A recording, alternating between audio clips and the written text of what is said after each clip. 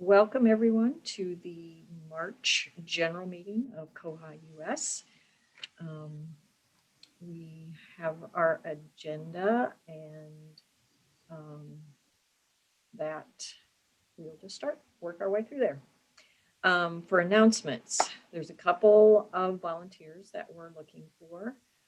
We're looking for somebody to be our social media guru, if you will.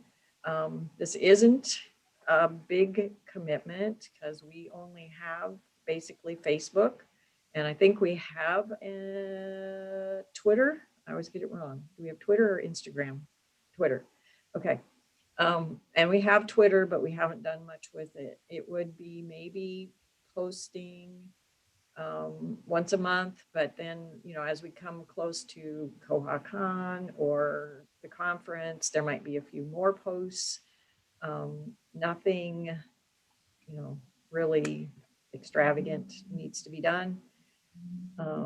But if you are interested in this, or there's somebody in your library that you think would be a good match for this, or somebody in another library that's a Koha library,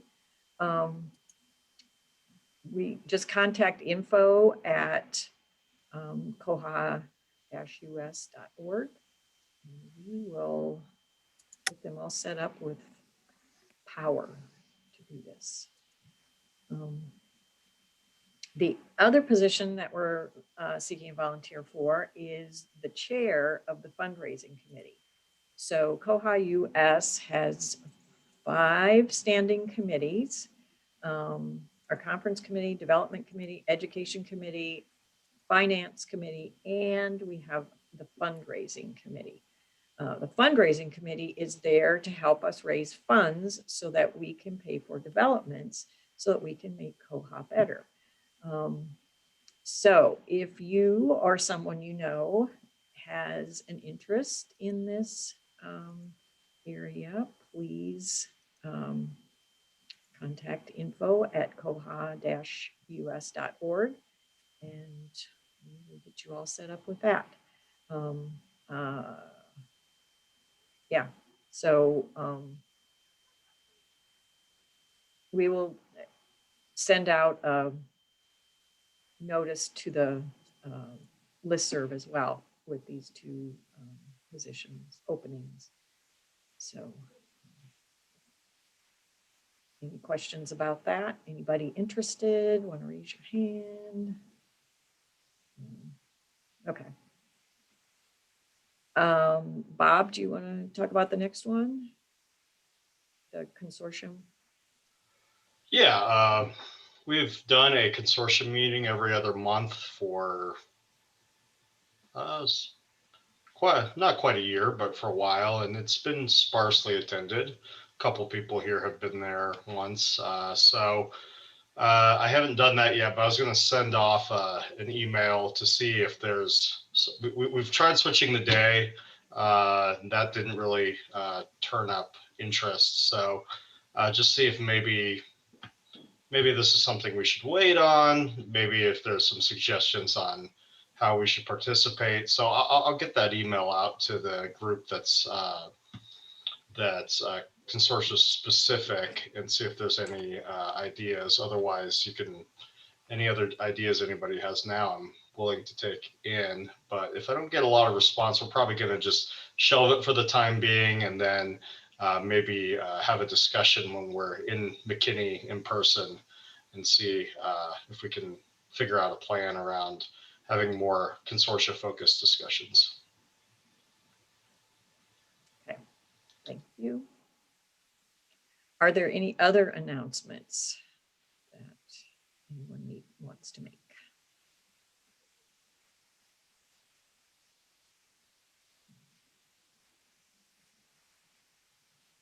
Okay.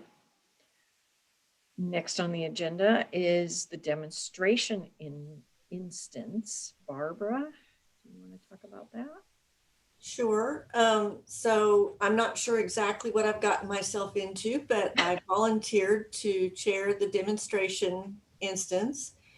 And I sent out an email to the group members earlier this week to look for a time that we can all meet. I don't think there's been a meeting of the group, so we're just really at the beginning of figuring out what we're going to do. But if you don't know, koha-US has their own Koha demo site, and we can use that for when we are presenting. We could use the demo site, say, to demonstrate our things without having to show our own patron records or that kind of thing.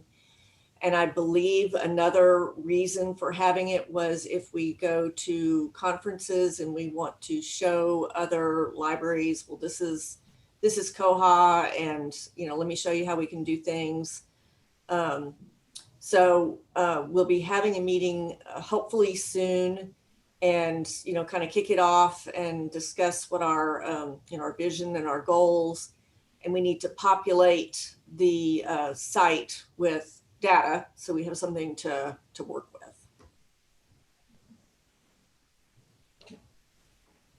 So if anybody's interested in helping Barbara with the demonstration instance, I don't know why I can't say that. Yeah, I'd like to help. Okay, you've got Fred and Cindy. It looks like you're. I think I'm in the beginning level for the learning. So I just got the message from the list. So I would like to know for the demo side, the patron data is not from a specific site. So you will get some site. So where you get the data. Second question is, you said it's only for the demo for the conference or something. So it also can do something like a similar, like a sandbox or something like that, or? I'm not sure. Yeah, because I kind of like want to know what it is. So that's my question. Yeah. Well, Okay. So are you asking, it's basically a whole Koha site. So it's not really a sandbox necessarily, I guess, but so it's Bywater is hosting it for us, right? Is that true? Yeah.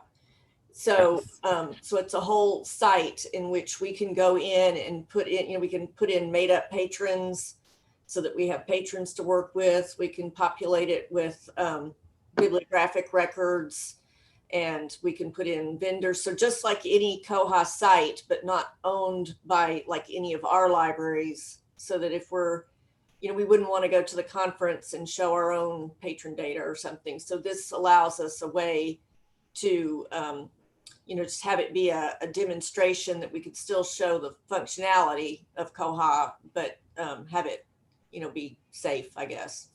So I'm not sure if I understand correctly. So we don't have any patron record from any specific libraries. So it kind of, for example, if we want to test the acquisition modules, we will kind of create from scratch, or? Right.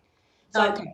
I think there's like 10 patrons or something like that in there, so we would want to create, I don't know, 100 patrons or something, and have, I don't know, 100 to 500 bib records. I'm just throwing numbers out because I don't have a clue.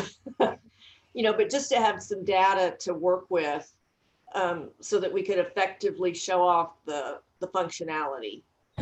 So for the data, for example, so we still have some data. So the data will be, we have a fake data we create and we are loading in there. And then next time another people come in, continue use the same data, but just practice the function, or we will also need to import our own fake data in and then get a practice or demo something.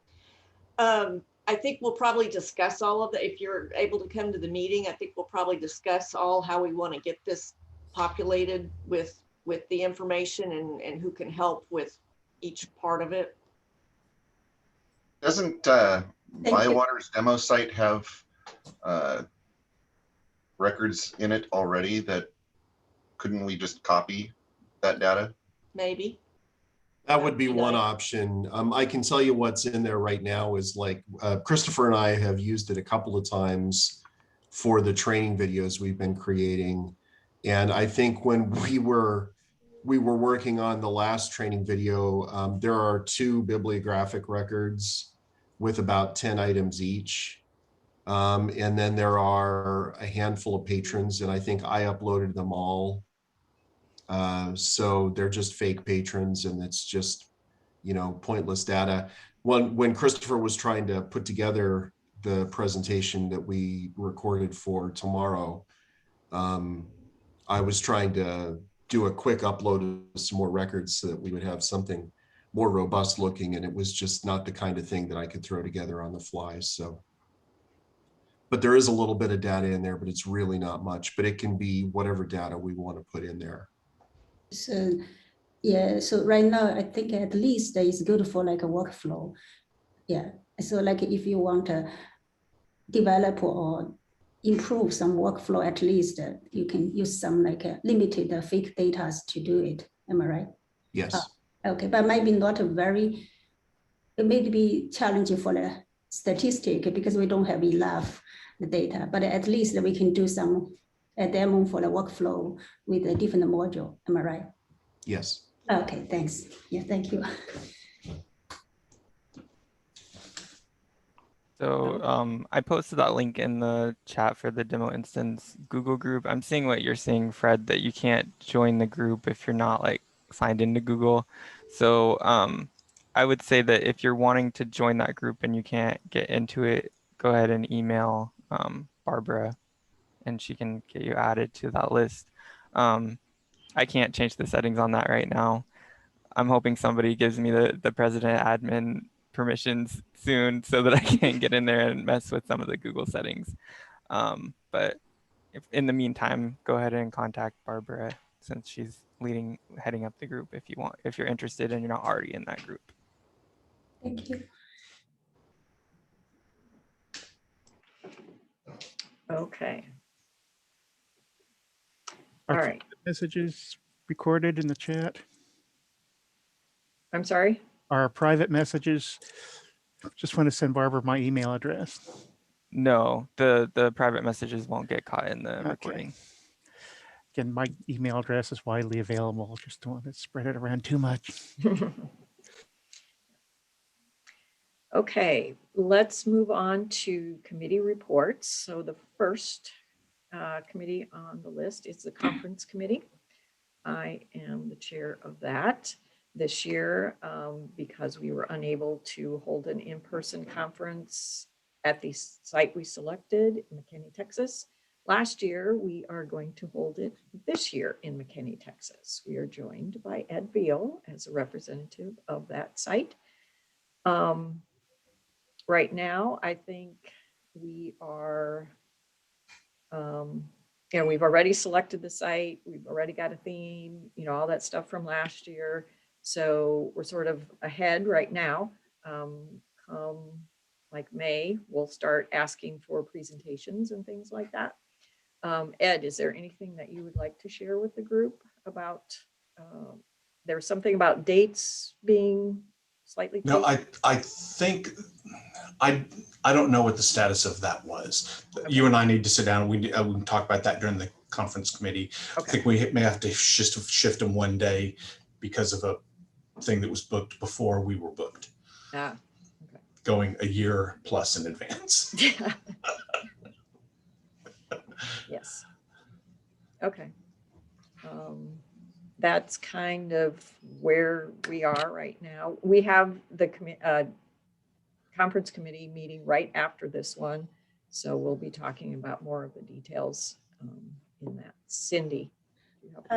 So this conference is, I'm a little confused because so next month they have another conference or in May have a second conference, or is it say, because I'm not quite sure. Is the conference date is next month or in the? No, this conference is in September, late September. There's a virtual conference that we'll talk about in a few minutes that is earlier. But another conference, I see the deadline is March 1st. Is that one? Because I submit a proposal, haven't received response. So I think that one is still available, or What Yeah, kind? we'll talk about that next. Okay, sorry. Okay. I'm new, No, so that's so many fine. questions. Yeah, no, that's fine. Sorry. Yeah, sorry. So, Thank you. yeah, we've got two conferences. One's virtual Okay. and one's in person. So we Okay. started with the one, confusingly enough, that is the most distant in the future. And Okay. then next we will talk about the most Okay. one that will come next.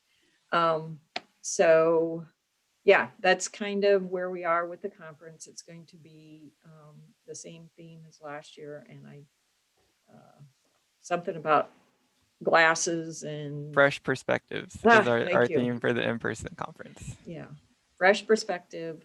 And we have the location of McKinney, Texas. They have all of the hotel stuff and all that kind of stuff. So yeah, just start thinking about what you want to do for this one. And it's always a great time. Great way to make connections with people. Fantastic way to, sit down and just talk, through whatever workflows or CSS tricks that you did, and just to get to know people. It's a real community building time. So I really encourage everybody to attend if you possibly can. And of course, Texas is an interesting place to visit. So I'll just leave it at that. And then late September, it might be down into the 90s during the day. Yeah, who knows? Or we could have a snowpocalypse, who Yeah. knows? Yeah. I just wanted to add, everything you said about getting together is true. It's the thing that I really miss about virtual conferences because it just doesn't work as well. Yeah, that's right. You Okay. can't grab someone and say, hey, let's have lunch. Mhm. Yeah, that's when the fun conversations take place, is, between It's virtual sessions. lunches aren't the same. No. You can't smell the other person's food, you can't share whatever, split some entree, whatever. So now that everybody's coming to McKinney, let's move on to our virtual conference. Where are we? George, there you are. What would you like to We don't have, I'm kind of the opinion that we didn't have enough response for proposals, that we don't have enough conference to do a koha-thon. Okay. That's Yeah. kind of my feeling, is there just doesn't seem to be the energy there. And so what I was going to propose to the conference committee is maybe we just say that, we'll do that. Maybe instead of a yearly event, maybe it can be an every other year event, or when we're out of COVID, because there just hasn't been a significant response to the calls for proposals. For as long as the conference is, we've got less proposals than there is to really fill half of the time allotted. So. Okay. So yeah, we'll talk about that in more detail next So hour. the advantage of this is for all of you that have submitted a proposal, you're way ahead on a proposal for the conference in September. We can just roll all of that over, and you're so far ahead of the game now. I was going to ask, It's do I have ridiculous. to resubmit, or can I just just push it along? I think we can probably find a way that you won't have to resubmit, but that's just my feeling about Koha-thon is, last year we had all the energy that Todd brought to organizing it, and it was his big idea to begin with. And this year there just doesn't seem to be any enthusiasm. Like Bob responded to the email I sent to the conference committee, and he said he feels like everybody has Zoom fatigue, and adding another Zoom event halfway between the last Zoom event and the next Zoom event. George, my proposal is way too good for Texas, though. How is that possible? You better watch out. There are a whole lot of us in this room. Yeah, that's right. Yeah, but you're all in Texas. That's so far away from where he is. Fly up there and kick his ass. Because he's not coming to you for that. So that's what the status of Koha-thon is. There's just, I think that the conference committee should really seriously talk about just skipping it. So Yeah, I think Zoom fatigue is real. I'm experiencing it right this very second. Very second. Yeah. Well, Zoom conference fatigue, yes. Yeah. It's kind of fun meeting with all you. I think we should start a fundraiser for Zoom fatigue. There you go. Yeah. We finally have a humanitarian cause to put behind our fundraising efforts. Yeah, I I'm not gonna lie, that would probably make looking for grants a lot easier. I gladly speak at Koha-thon, but I sort of run out of stuff to say. I think I may not be the only person. Okay. Be a Zoom marathon to fund Zoom fatigue. Yes, that is very true. Okay, then development. Barbara. So we had our February meeting, no, our March meeting, I guess. And Jason put up a cool thermometer donation plugin thingy on the website to show who contributed to the last development and, you know, what their level was to really, you know, give a shout out to those people. And we plan on doing that for developments going forward. And then we've had 3 development proposals submitted, and we have discussed those and are still continuing to discuss those. So we'll be discussing them again in more depth at the next meeting. And I guess that's about where we are. Okay. Sounds good. Anybody have any questions for the development committee? Just as an aside, I put the link in the chat for the our developments page on our website, showing that thermometer that Barbara talked about. And then there also is a new giant big button front and center if you want to propose a development, since the process is now open at all times. So if you need to get into that, it's there on our website. And you had discussed this one is a fully funded development, but also putting thermometers up there for partially funded ones. Right. So yes, it's kind of an evolving web page.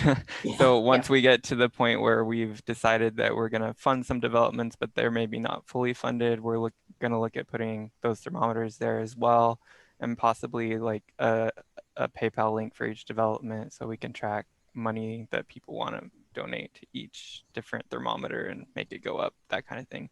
And I don't think we've actually talked to John about that, about the logistics, but I think it's probably doable.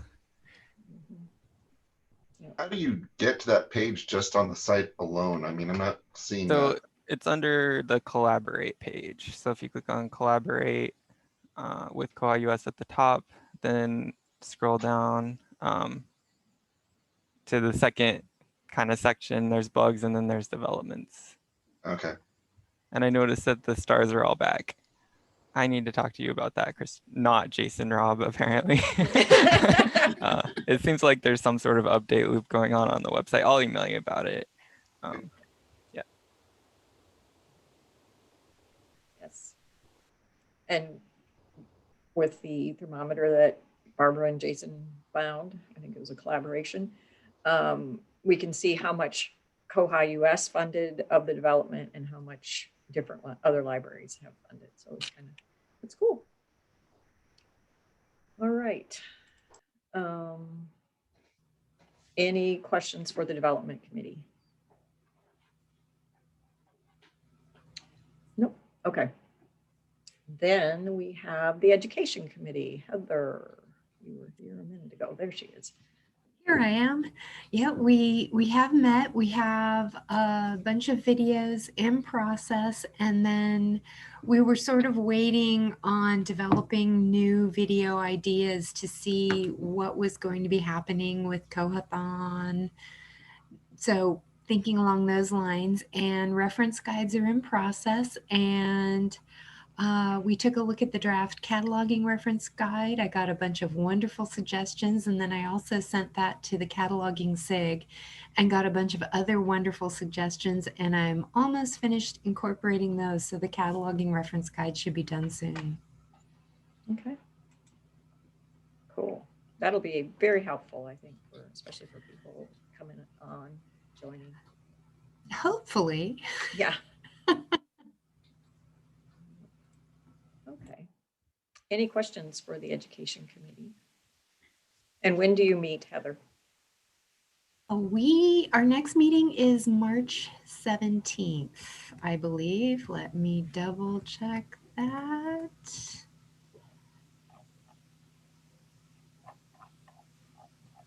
And if Yes. Okay.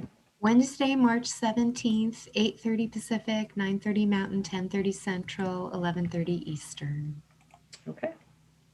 And if you are interested in any of these, if you go to koha-US.org and scroll all the way down to the bottom, there's a calendar there that shows you all the meeting times for the committees and for the SIGs. So if you ever need to find a link for one, they're all there. All right. John, finance. We're doing well financially. That should come as no surprise. 36 members as of the close of last calendar month. This is a slow time of year. The only real income we get is from new and rejoining members. We don't have a lot of expenses. The greatest expense we experienced in the start of the year, you'll note documented in January, which is the renewal of our Zoom room. We won't see a whole lot of expense for a while. Probably until the conference, actually, we won't really see any real major expenditure. The one thing that we will be paying for will be to the state of Kansas. We are required to file a not-for-profit corporation annual report. That costs us a $40 filing fee, which is already incorporated into the budget. For those unaware, ALA has been canceled, the in-person event. We had reserved space. We had actually forwarded our payment for ALA 2020 to ALA 2021. With the cancellation of the in-person event, we were given an option of donating or refunding. We, of course, chose refunding. And so, like everything at ALA, it takes a very long time. So we should expect a $1,200 check sometime before the end of April. That money, when received, will go into the discretionary fund, but will be earmarked with the possibility of spending it in 2022 for exhibition space when ALA will hopefully be held in person again in Washington, D.C. Membership is up to date with the exception of one renewal that occurred after I put together this report. So everybody that is a member in good standing for 2021 should have their membership receipt, and they've been added to the membership group. 2021 koha-US members, I believe it's called, although that's mostly used by the board to communicate issues to those in good standing. And you're on the membership list, which is a password protected file, the password of which is in your welcome to koha-US group message. So I'm glad that everything is caught up with membership.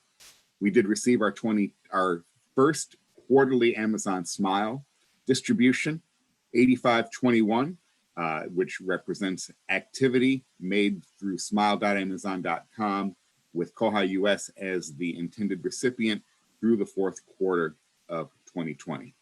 The Finance Committee is always looking for new members. Candace and Eli have been with me Candace for 4 years. She was an initial member of the Finance Committee when it was put together. Eli joined in Portland, but we're always looking for new members. There's not a whole lot to do, but if you are interested in joining the Finance Committee, feel free to contact me at treasurer@koha-us.org. Slow month, but it's good when it's slow. And the next really big update from me will be in May when we go over the first quarter finances. Any questions?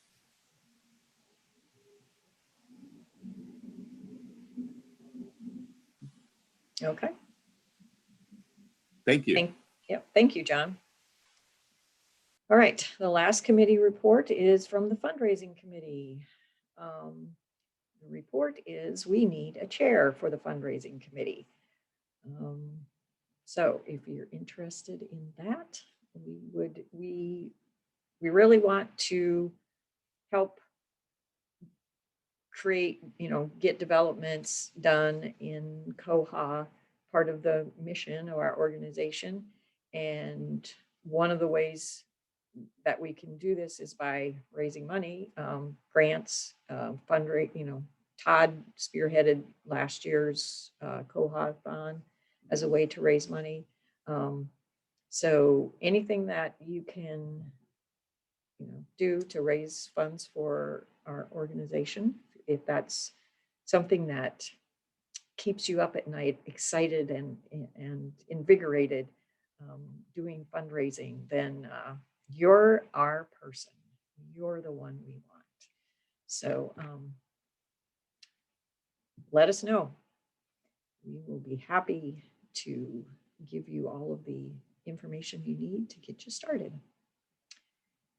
And also to note, we still have access to Grant Station. So if you become the fundraising chair, you'll get exclusive access to Grant Station, and you can look through all of those grants, and it's great for not just koha-US, but your library. So there you go. Do it. Yeah. Yes. Okay. All right. That's our committee reports. Is there anything anybody thought of when somebody else was talking that you want to bring up, mention, questions? Okay. Then we will move on to the open discussion of bugs, issues, etc. And I think everybody is on 2005 at this point. Head shakes, or these are nods, I guess. Okay. Any experiences you want to share? Things that you think are cool? Bumps that you rumbled over? Ed. Has anybody seen a significant increase in having to get Zebra restarted? We have. Okay, so it's something unique to us. We had like one time where it locked up right after the upgrade, I think, but we haven't had to have it restarted since then. That was our first, and it's been, I'm thinking on average, at least once a week since then, which is too common. We're not Thank even you. using Zebra now. I know. I want to get us moved over to Elasticsearch. We just haven't done it. Elasticsearch has been pretty good, pretty stable.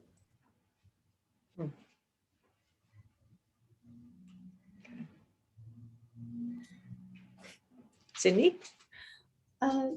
We have like a problem each time when we upgrade or some things, we always have like connection problem for OCLC connection.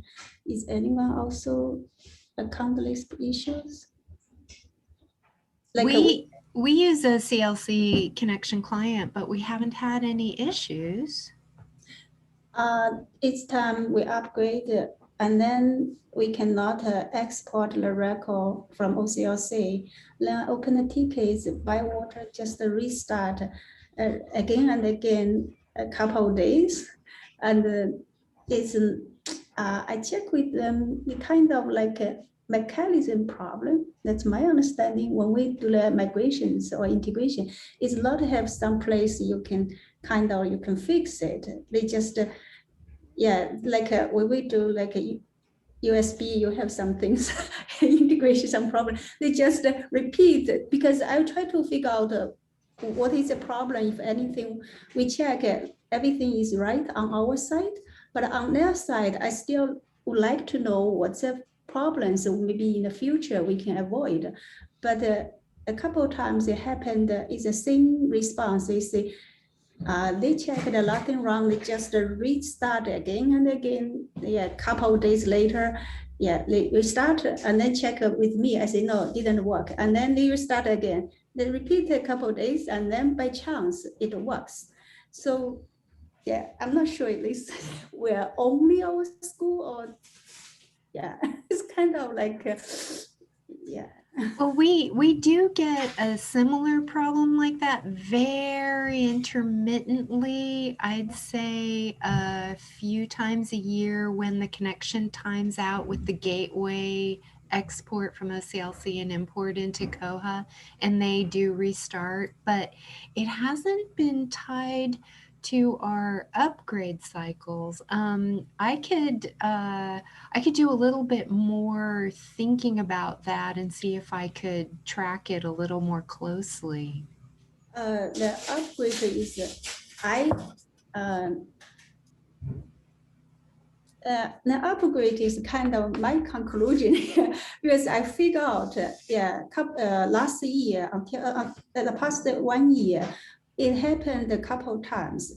Each time it happened, I find that either we upgrade our system or we upgrade our related some things in our campus side.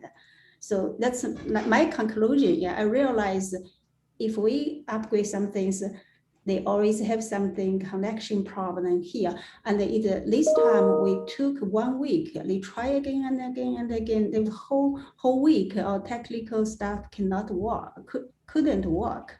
So I really want to ask you if, but it's not, every year have a couple of times, the past year, a couple of times. So they kind of like, still no real solution. Yeah, from my understanding, it just restart. Yeah, so I'm a little bit curious if any advice or in the future, because when it happened, we kind of like, we have very limited staff working on site. Most of my coworkers is remotely, so it's hard for them, like, the whole week just stopping. So thank you. Wow. Well, I'll make a note of that, and that could be something we could ask about at the cataloging SIG to see if we could reach other folks having this problem and get some more information, some more data that might help. And I'll jump in and say we don't use connection, but we do rely heavily here in Kansas on our Z3950 service for interlibrary loan. And the past several upgrades, 3 or 4, that service stops and they have to restart it. So I've just made a habit of checking that first thing after the upgrade. If it's not working, then I'll ping them in Slack, and usually they'll restart it within a few minutes. Yeah, we also had the account lab problem too. They impact our union catalog.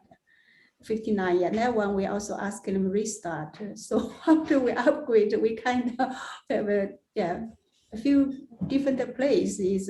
Mechanism is a problem. They can restart. Yeah, we also account lab problem too. But that one more lucky, just 3 days. Let restart the try. We got it, but another 1 week. Yeah, that's frustrating for sure. Yeah, so that's and also the challenge is we couldn't do anything on our side, just keep test. Yeah, it's all back end stuff that we don't have control over. So thank you. Yeah, I can commiserate with you. I can't give you a solution. Could you do a workaround like using a web browser to get to connection, then download it, put it in Mark Edit, and then Stage, Mark Records, and then import them? Yeah, we found that when the gateway isn't working, I could simply do batch exports and batch imports, but that is so cumbersome compared to the interactive gateway that it's almost not worth doing. It probably works better for a library like mine, where we get maybe 100 new books a year. Also, I have another question I'd like to ask you advice. So we have knowledge base in the Koha. So I would like to know what kind of like play like function you are more using in a knowledge base? Like when you do the catalog, when you do the acquisition, we try it, but just would like to know the knowledge base have any like a best practice or something. Yeah, would like to know more about that one. Yeah, for the knowledge base. We right now we did not do that much for daily job. We kind of like I did some test for that one, so I'd like to see how that will be impact our workflow. So from my understanding is maybe can do some like e-resource or catalog is linked to the community knowledge-based community zone, but I haven't go that further either that much. So I would like to see if anyone have some best practice for that one. Yeah, we active that function, but we didn't impact. Yeah, did that much on our daily job. Are you Does talking anybody- about Mana? Yes, Mana. Yeah, knowledge base. Okay. Mana. Yeah. Okay, so yeah, I think right now all it can do is pull in reports and serial prediction patterns. Mhm. We don't actually use it, so maybe somebody else that does use it can talk more about that.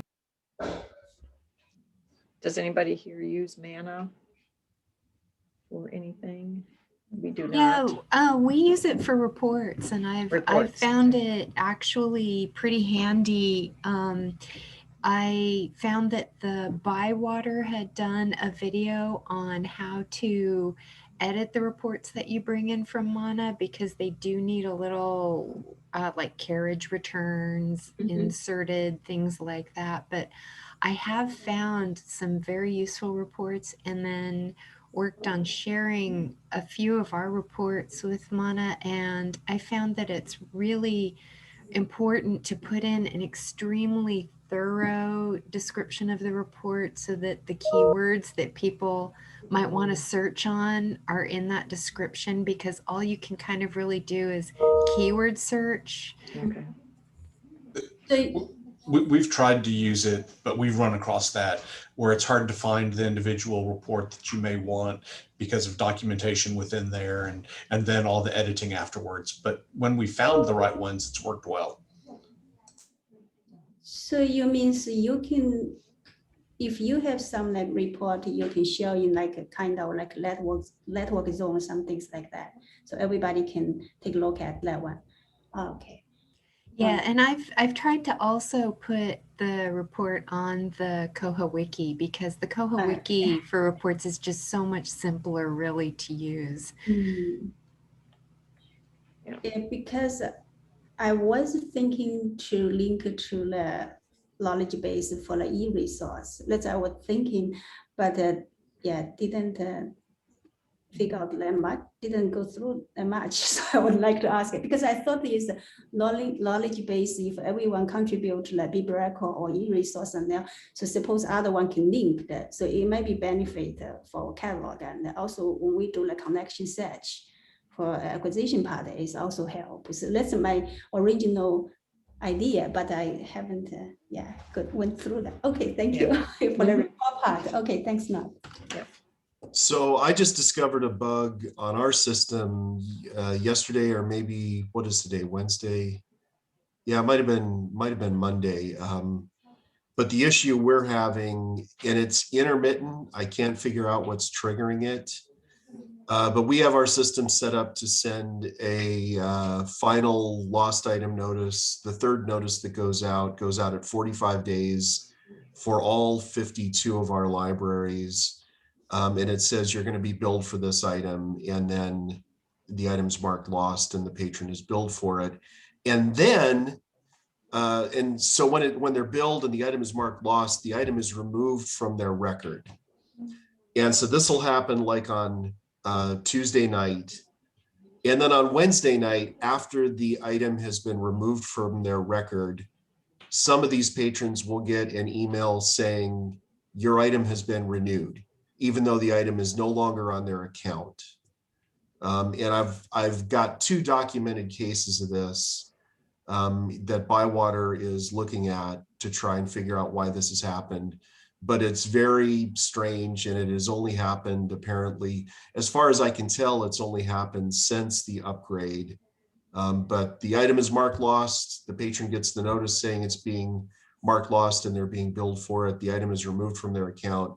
And then 24 hours later, they get an email saying the item has been renewed, even though it's no longer on their account. So I don't know if anybody else is experiencing that, or if anybody else is going to discover that they're experiencing that, because it is something that is hard to track down, because it isn't happening to everybody that's having items marked as lost.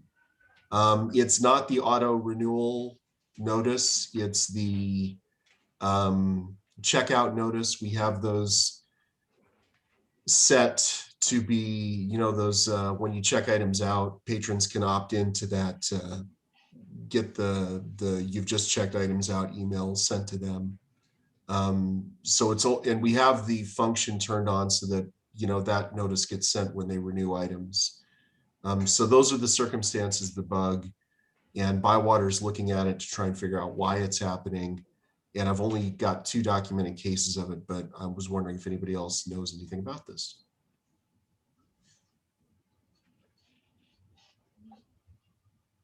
That's a lot of no's I can see in my screen. So Yeah. hopefully it's just our system. You've got too many libraries. Yeah, and I had a meeting yesterday. We're talking about adding 4 more. So see, Bob's got way more libraries than I do. So, it can't just be that we're too big, because otherwise he'd have it like all over the place. So I don't think we have any notices going out at quite that timing, so I think that may be a factor. yeah, we have our system-wide, we've all put it into policy that when an item has been overdue for 45 days, we have the cron job running that marks them all as lost, system-wide. So there's no variation from library to library. George, does the notice show up in the sent notices for the user? Yes, it does. Okay, that's good. Yeah, so there is a way to track it. I just did a report to see, who's getting renewal notices at like between 1 a.m. and 3 a.m., which is, so it's between that time when our crons all run. So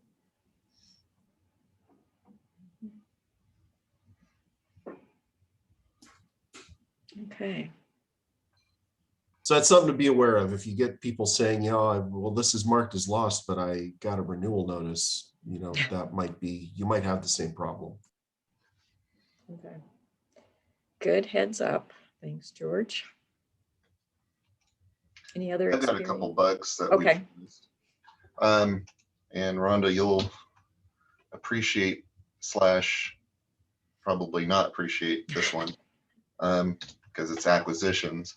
Oh, We noticed a regression, and we found this bug, and Bywater reported it, but I put it in the chat. It's when you are searching for a record in acquisitions to see if it already exists. If it doesn't, it lands you on if you've gotten null results, it dead ends. It doesn't put you in a place where you can continue on in your workflow. You have to back up and almost start over to keep going with your workflow. I'm not an acquisitions person. Our acquisitions person's told me about this. We tested it, and I submitted it, and Bywater confirmed that it is a bug. So I think I just discovered this like 5 minutes before we got on this call, and I hadn't quite processed it. But as you explained, I'm like, oh, that's what happened to me. Yep. So yeah. So, yeah, put your +1 on that Yeah. bug there. The other one, let me grab this.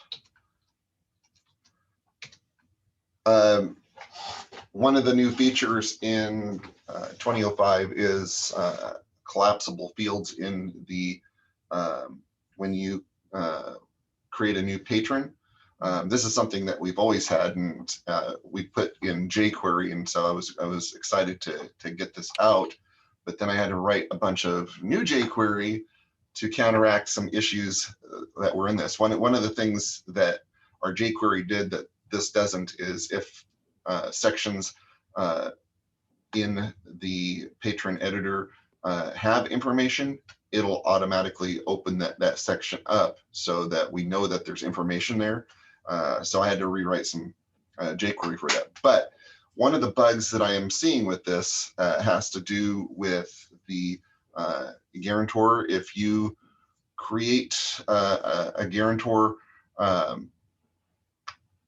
one of the problems with the collapse fields, the way that they have designed the collapse fields, is when you trigger the field to open up, it reveals the guarantor template. There's a template in there that's hidden, and when you say you want to add a guarantor, it copies that template and makes that visible. Well, the collapse field functionality reveals that template, so you've got this field there that you see, but you can't do anything with. It looks a little out of place. So I had to write some jQuery to kind of force it to, with brute force, hide it all the time. So I filed a bug on that. There's some other wonky things with the collapse field. I noticed that with that, there's another section where you can put in restrictions, and that will reveal the add a new restriction section prematurely. So there's some side effects that they did not take into account some of the functionality of that page with some other sections that are hidden. So just be aware of that if you use the collapse. It's collapse field patron add form permission. So if you use that, just be aware that there's some issues with it, and I'll be posting in the next few days some workarounds for those issues. The jQuery to fix the new feature is almost bigger than the jQuery that used to create the feature. Yeah, it's a lot going on there that's kind of wonky.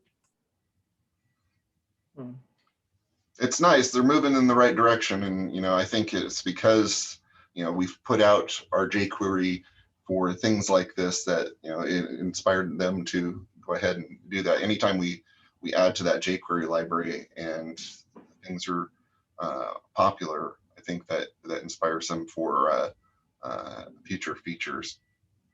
I also wanted to just mention, I was talking with somebody at Bywater the other day about the jQuery library. And if you ever go to the jQuery library or even the SQL library, if you ever go to those things are huge. Yes, massive. And that is a Koha community collaboration, but I am wondering if koha-US wouldn't be interested in spearheading something to, I don't know, advance those libraries. First of all, we've got the jQuery, we've got the SQL wiki, and I think there's at least another one. I can't remember. Where we notices and slips. There's a notices and slips library. We collaborate on these different wikis. It would be nice if we had a repository where you could see all three of them, and it was something a little bit more visual, a little bit more, besides just throwing the code at you in a brief description. I'm wondering if koha-US wouldn't be interested in doing something on the koha-US website that kind of reinvents those libraries. one of the thoughts, you know, and I know that this is something a little bit more involved. You know, we need a programmer involved in this, but at some point it would be awesome if it was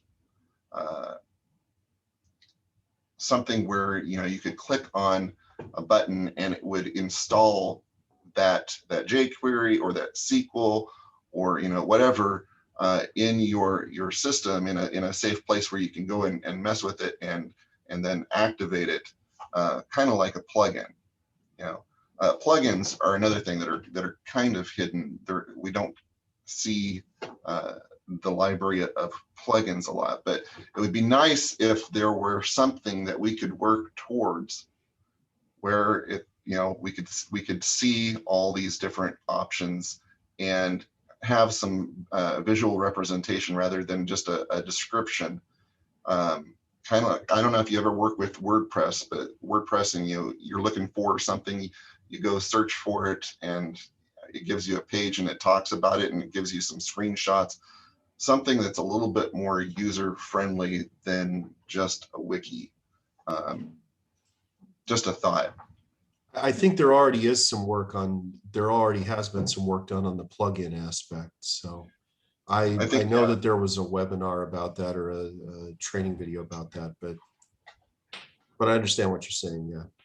Yeah, Caroline uses a Koha instance up in Canada. I don't remember where she's from exactly. She uses a Koha instance to catalog the plugins and make them searchable. So I don't know if that's a route we want to go, but we could catalog our jQuery in our demo instance. Yeah, I was just about to bring up something like that. Maybe have the 856U click here to install. Someone or other who is just drinking a glass of water said you can catalog anything.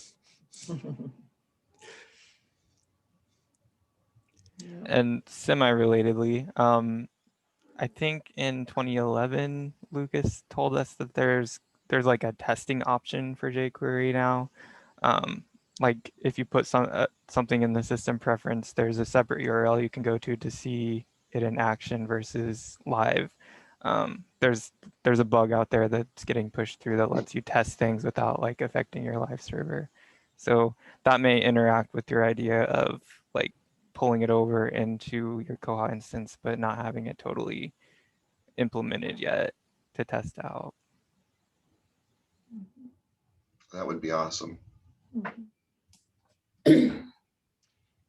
You know, we're running out of time, and I just wanted to point out, I put the link in the chat to koha-us.org/bugs. Whenever we have these discussions about bugs, I have Bugzilla open and I'm logged in as Bugzilla at koha-us.org so that I can add koha-us as a CC on all those bugs. So if you go to that link there, that's going to be the bugs that we've talked about at this meeting. I've added the ones that Christopher had numbers for and at previous meetings. So, and I encourage everybody to go in, look at those and say, yeah, this should be fixed, whether you think it needs to be fixed or not, just because it gets people's attention and all that. So. Yes, vote, put your name on the email list, put a comment in, whatever you need to do to raise these up to get more attention. Okay, yeah, George is right. We are running out of time. It is 11:30. We have, I guess that's, does anybody have anything else they can do in like 30 seconds? Okay, we have the conference committee after this. So for the people that are interested in staying for the conference committee, stay here. Otherwise, the rest of you are free to be. Take care now. Have a blessed week. You too. Have a great week. Take care, everyone. See you, Daniel. Thank you.